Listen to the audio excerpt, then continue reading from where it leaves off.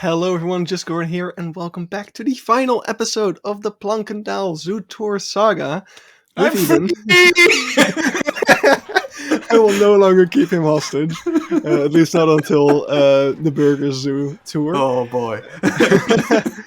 But yeah, today we are looking at Europe. As you can see over here, we're going into the route of Europe. This is definitely the least grand of entrances of any of the areas.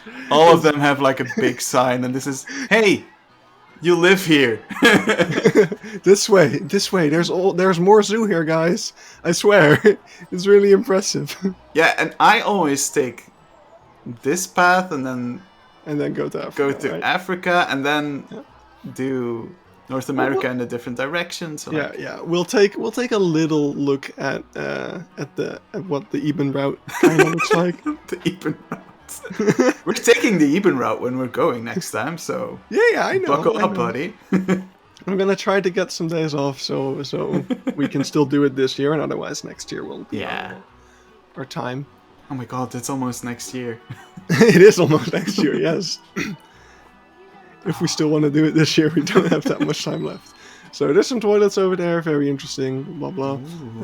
Let's look at this stuff, because this is kind of neat. The historic gift shop. Oh, is that what this is? I believe. Why does it have like a greenhouse? Does the gift shop have a greenhouse? Wait. There's a different side of this building that has Right. Maybe the other side. gift shop. So is this the same building as the thing we saw from the lemurs, or? I actually have no clue at this point. And also the gift shop that was from when I was a kid. So I'm not even sure if that's still the case. The cuckoo's nest, or the... I don't know what a cuckoo is. It's such a beautiful building, though. It is really cool. Like, it has so much little details and like... Yeah, so this is probably listed, right? I bet. Oh yeah. It has to be. Yeah. I mean, it fits in a Europe area, so... Oh yeah. That's definitely not an issue. But... yeah, and there, at the end, you can already see the end of Europe. Yeah. But like, see, you're even going through Europe in a different direction than I go. Well, I mean, I'm following the literal signs that tell you how to go. Because I was gonna say, like, if you go through this, like, you miss the entire area. But I guess you just take the other way around, so that you end up here. I mean, your route is more efficient. It's less walking, I guess. I've never been so confronted with the fact that I don't look at signs. Look, careful, you're leaving Europe. I've never in my life been so confronted than in this series. Route of Europe, turn back. Yeah. So over here, we're crossing a staff path, the one that we saw from Africa. Like I almost said last episode. And I feel like staff path is a very liberal word. I mean, maybe because in real life, staff paths don't have the Planet Zoo logo on them all the time. What? But yeah, we are going into this kind of negativity, Goron. This is why they don't give me anything. I love. Just like in the Africa area, you go through those little African huts into the aviaries. This is also one of those things where you go through this very natural tunnel into this aviary. So at first over here we have these birds, most notably the bald ibis. Yeah, look, and this is why I like Europe so much. It's this little thing. It's such a beautiful way to showcase ibis. So over here, this is really stupid. The flaps were like waving in the wind, and they were like triggering the opening of the doors. So it just kept opening and closing, and I thought it was really funny. But yeah, no, you're absolutely right. This building is really cool. Like, so simple, but I've sent this to Vihoha as a reference for Naturoscope because this would fit in perfectly. Yeah. Oh, here you can see it. Oh yeah, that's not really not a good idea. It went eventually. Also, I believe, and I'm not sure how long ago it's been, I believe there used to be beavers in here. What? Yes. That would be so cool. But it's been a long while. This is also just amazing. I do feel like I saw like Facebook comments of people asking where the beavers were. Yeah. Because this terrain also looks pretty new. So I'm pretty sure this is indeed where the beavers used to be, and now they've... Oh, that would be such a cool enclosure. To be fair, I've never seen the actual beaver. I mean, they're nocturnal, so... Yeah. Makes sense, but... Yeah. And so... Yeah. Planckendael has a habit of showcasing, quotation mark, animals that you never ever see. Looking at you, wombat that isn't there anymore. Also a nocturnal animal, so... Yeah, this is really cool. There's some signs about like nature in our own country, or well, I guess your country. Yes, thank you. My country. And don't you forget it. And this is one of my favorite things. This is a squirrel exhibit? Question mark? It's just a squirrel spot, but it's not enclosed or anything. It's just there might be squirrels here, and that would be cool. And I think that's awesome. I think all these exhibits here are super simple and they are like really basic, but I still love the style so much. And to be honest, I wish there was more. I wish they would have space to like add a few more exhibits, like with an ibex or something like that. Just like a few European animals, because I think this theme really works well, and it's not a boring way to show Europe. No, and I love how just natural, like how overgrown it all is, how I can't fit in that tunnel, sadly. I was thinking the exact same thing. I would never fit inside that tunnel. I would try it if I had someone to like pull me out by my legs if I get stuck. Oh, we're trying that. I'm totally going to pull you out, buddy. Thank you, Eben. Here we can see the back of that building. So I was wondering if this building was like real or not, and I guess it isn't because it has this like back facade. Because like at Amsterdam Zoo, they also have a kind of like ruin area that is inside of a habitat for something. I can't remember what. And I think that area is actually a ruin. Like it is actually a old building that they just used as a backdrop. I didn't know that. Also, I think this is pretty recent. I don't even remember this anymore. It looks recent because all the wood looks pretty new, but this is absolutely this one is of my new. favorite This is things. new. I've never seen this. This is so cool. So this is all again about native wildlife, and about what you can do to like help native wildlife. This. So you have all these little birdhouses that like which animals would live in this birdhouse. So you have all these different things. I did open all of them, but I don't want to bore you guys. So I'm just going to skip through this real quick. This is also like a thing. It's one of the main themes of Animal Kingdom is like a personal call to action. And that is like a big theme in the entire zoo. And this is how you would translate such theme into actual things. Is like, how can you as a person help? What can you do? And there usually isn't that much. Like, but Beekseberg has a couple of really good call to action signs and displays, and this was just so cool. Like, this is just a bird watching spot. I feel like actual bird watchers would be upset at the tiny slits. They would prefer a bench. But it's still really, really cool. And here again, like, how do you turn your back garden into a paradise for all sorts of animals? That's what this sign is about. So making nesting areas, a little house for hedgehogs, a compost mound.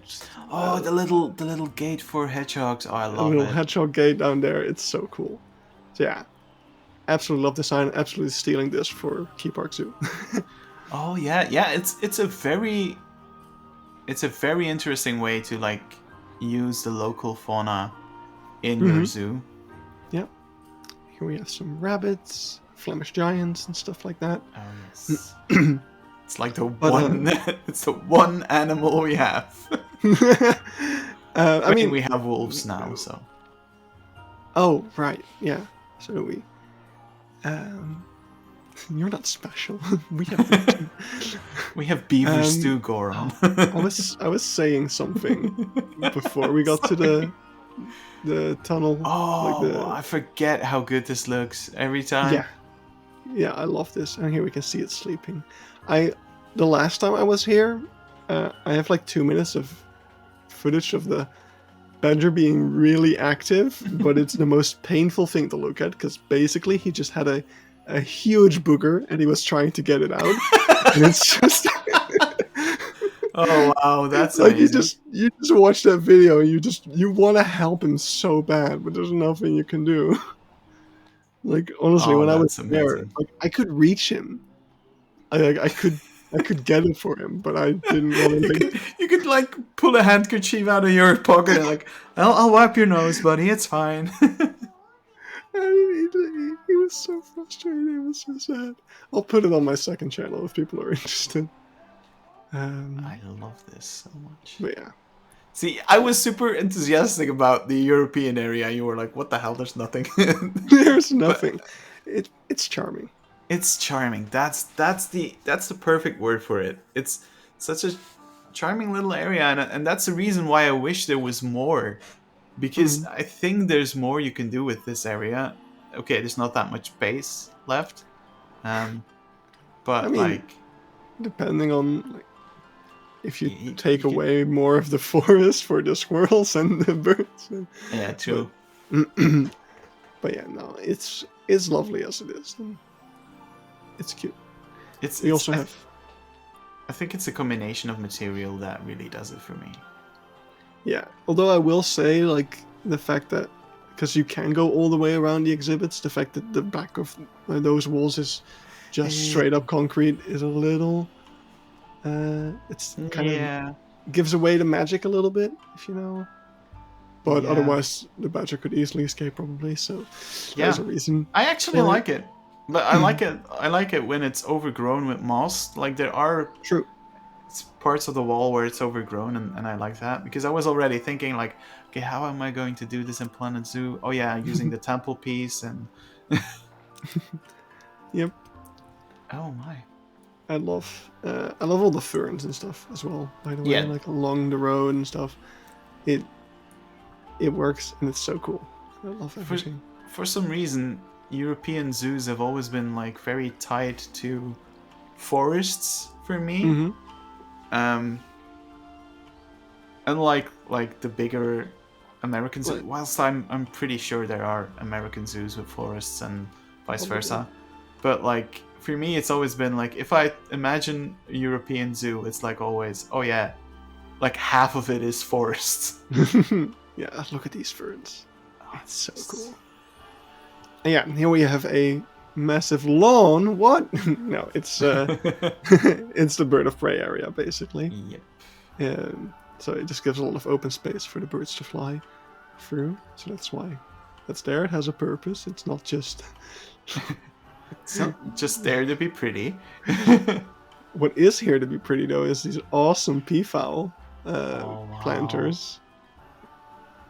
Like, I don't know who came up with this, but this is awesome. I love it. Oh, there are also peacock and peafowl roaming here, right? I didn't see any roaming, but... Okay, but before we talk about that, we're missing it. This is the restaurant, the Stork, and the reason why it's called the Stork is because Planckendael is a nesting ground for storks, and like throughout this series, we have seen a bajillion million stork nests, and you can constantly hear them in the background, like clapping their beaks together. Which is an absolute one of the coolest things. I'm sorry, I'm biased because this is like one of my childhood zoos, so I'm super biased. But that has always been one of the coolest thing about Planckendael for me. And like one day, if I'm making a Belgian zoo, a Planet Zoo, then I'm going to incorporate that because it's such a cool thing. I mean, it's just so nice that they help local. Like, look at how many stork nests are on the building alone. I There's like think there's 4, at 6 or least. 7 in total. Yeah, it's awesome. So this is the estate, right? Yes. This was also, I believe, somewhere here was the original entrance. Right. But like the really original entrance, and not I never went through this entrance. Mm-hmm. But yeah, this is the estate. So Planckendael is built upon. I think estate is basically landgoed in English. So this is Yeah. like the manor here, Mm-hmm. because this was one big estate and it had this Look at all the poop manor on on it. Yeah, it's bonkers. But this is a very nice part of the history of Planckendael, and I really enjoy that. There's a playground there. There were a lot of children and parents watching, so I didn't really want to Yeah, no, barge in with my you don't want to be that guy. so that's why I left that area. But yeah, no, that's definitely really cool about the history of the zoo, of course. And in the distance, we can see the last thing that we're going to for this episode, which is a ginormous aviary. Yeah. Speaking of cool aviaries from last episode. Speaking of cool aviaries, if you haven't seen St. Reginald's Zoo yet, go watch it. Goron has made cool aviaries. If you're somehow not among the 2,000 people who've seen that video. Yeah, rub it in. Rub in your success. Go on. No, I'm just surprised. I'm not. It was an amazing build. Anyway, pelicans! Anyway, here's some pelicans. And we saw the bird of prey area. Oh, look, it's an old truck. All sorts of stuff to see here. You can notice we're at the end of the zoo. Also, in terms of recording this stuff, we're running out of things to say. We're just padding things at this point. No, but you can see like pelican enclosure. You pretty much always see a branch like that with the pelican sitting on it. It's such a freaking cliche at this point. I mean, it's just. I feel like that's just a requirement because that's what pelicans like. It completely is, and I 100% believe that. But it's like one of those zoo cliches. You put in a giant branch for pelicans, put capybara, vicuna, and rhea together, and act like that's a thing. I'm never letting storks. Never letting that go. Oh my god, even. So we are making our way back. I don't think we've looked at this yet. So here we may have looked at this. And a rhino yet? Well, we looked at it partially from the first episode, but we haven't seen this view yet. So here we go. This is another view of the rhino, muntjac, and Visayan warty pig enclosure. So you can see one of the muntjac. I love it. What's also in this habitat is 2 zookeepers who are having a chat. And I noticed this thing, which I think this is like a power washing tool. Because there's like a hose coming out of it. I'm not sure. We are making that. That's why I zoomed in. It's this, like, if you're watching this, you're probably playing Planet Zoo as well. If you're not, go play it because it's a really cool game. But like, it's those little things. If you want to make your zoo feel like a real zoo, it's those little things you gotta add. It's just those nice little details. Just those things that break the immersion a little bit. So. Yeah. Yeah, I love this little view as well, by the way. Oh yeah, this little pavilion is really cool as well. Like, pavilion is maybe a bit of an overstatement, but... Well, I mean, you said little pavilion, so... Yeah. I mean, it's just kind of the Asia area bleeding into the kind of hub just for this, which is technically part of the Asia area. Mm-hmm. Just across... Oh, hey, it's Muntjac again. I always forget, but they have a pretty sizable exhibit. Yeah, totally. And over there you can see where the backstage leads. So that's where the stalls and stuff would be. But that's pretty much the zoo. We are zoo. Yeah. We're children at heart. We're children. Totally. So we are heading back outside. First we're gonna make a very brief stop at the gift shop. I thought I recorded more of it, but apparently I did 2 pan rounds and that was it.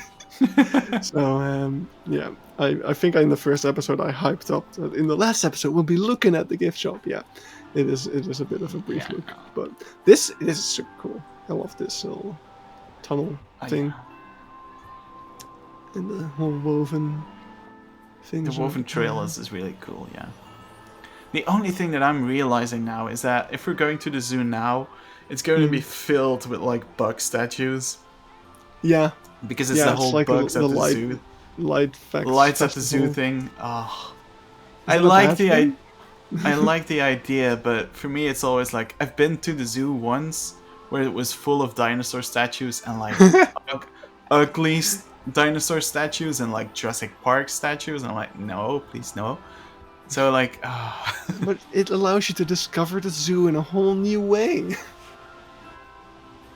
I'm going to feed you to one of the animals, I swear.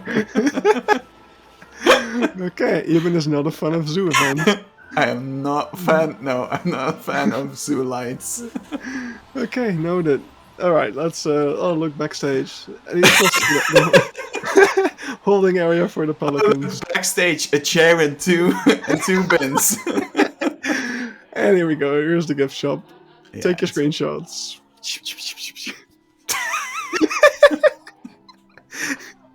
Pause the video now if you want to see cool things about them.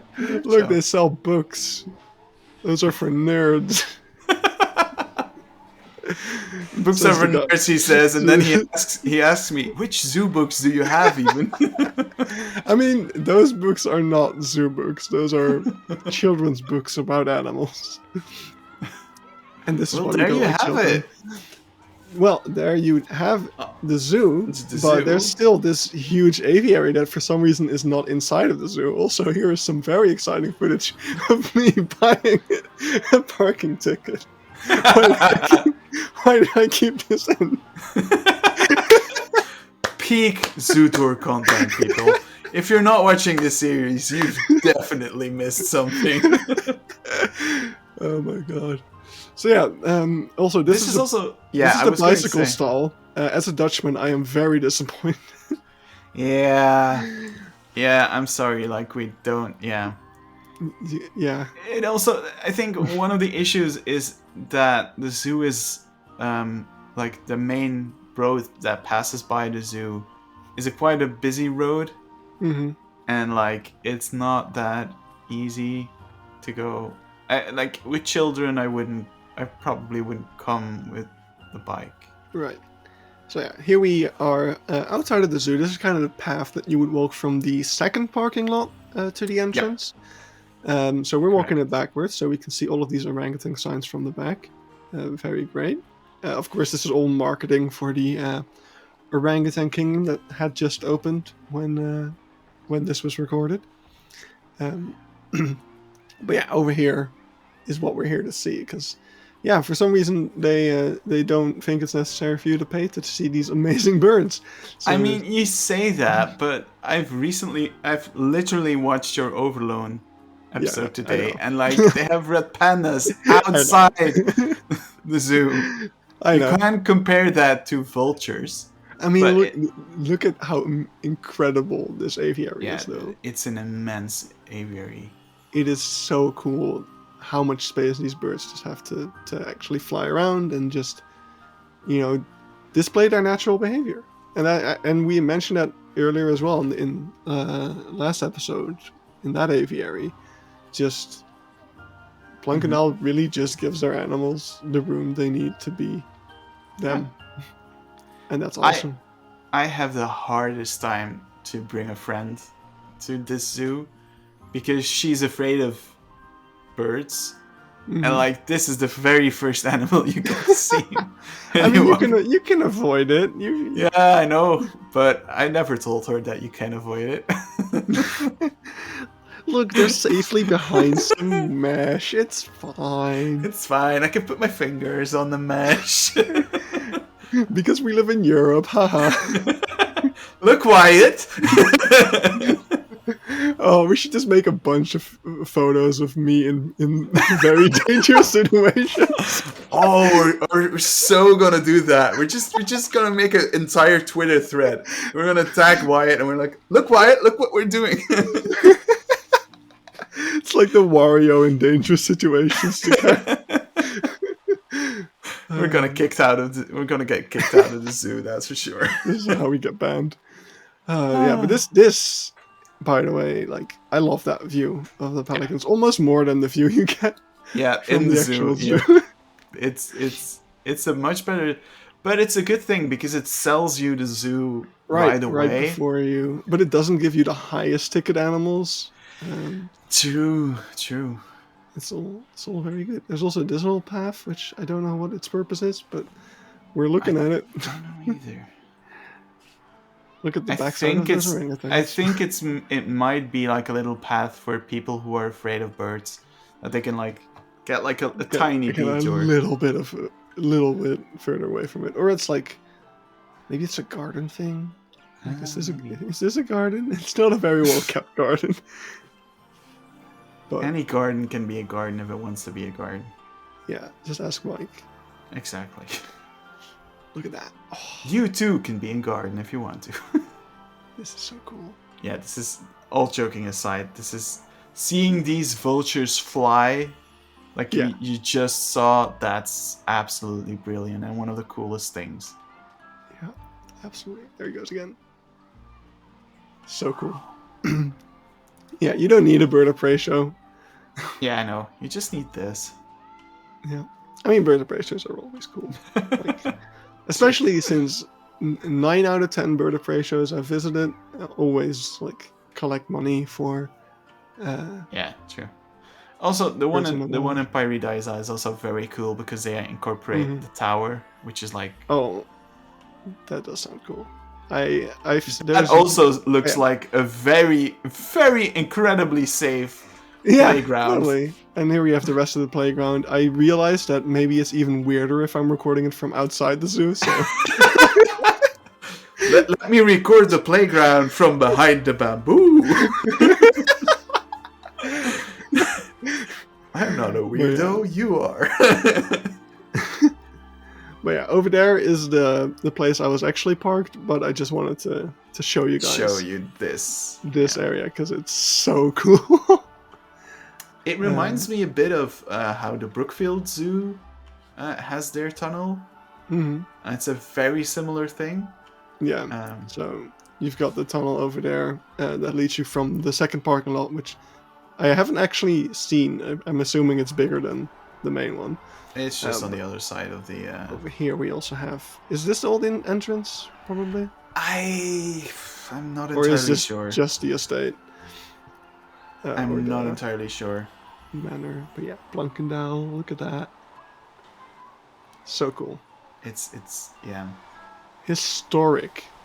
Yeah. That's what it is. Historic. Even the bench, you can smell the history off of that bench. You can also smell all the stork poop from that bench. Years and years of stork poop. Oh, but look at that. That is cool. That is really, really cool. Yep. And we have all the feet and stuff to follow from the tunnel. I don't know why they go up this way. I mean, usually you come from there and you go to the zoo, so it makes sense that they're leaving the parking lot. For once, I'm the weird guy going backwards. Yeah. You're even weirder because you're going to a parking lot where your car isn't. Like. But what is cool is that there's actually more of those like ticket dispensers in this tunnel for if you forgot to get your parking ticket. But just look at this tunnel. There's so much to see. It is pretty cool. It is really cool. Look at all those billboards. But yeah, that's it. So here we have some placeholder footage of the Bird of Prey show that I wasn't able to attend because I was too late. So I'm sitting here in the bushes. But that's Planckendael. That was an adventure. No, this was a lot of fun. Thank you so much for letting me join you on this zoo tour, Goran. This was a lot of fun. Here. I mean, you're the Planckendael expert, so I had to. I'm not like half of the time it was like this used to be this. I'm not entirely sure. My childhood memory is mixing up all of the zoos I was at as a kid, and all of the 2 zoos I went to as a kid.